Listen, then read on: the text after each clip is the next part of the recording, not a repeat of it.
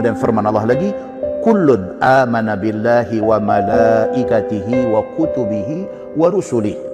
Tiap-tiap seorang daripada mereka itu, yakni daripada nabi-nabi dan daripada para sahabat Nabi, tiap-tiap seorang daripada mereka itu, yakni daripada Nabi Muhammad dan sahabat-sahabat Nabi, percaya mereka itu akan Allah, percaya mereka itu akan malaikat, percaya mereka itu akan kitab-kitab, dan percaya mereka itu akan Rasul yang diutuskan Allah ke muka bumi. Percaya semua. Yang tu duduk dalam apa, tuan-tuan? Rukun iman. Ada berapa? 6. Tak boleh tolak walau satu. Tak boleh tolak. 6 rukun iman tu mesti kena percaya.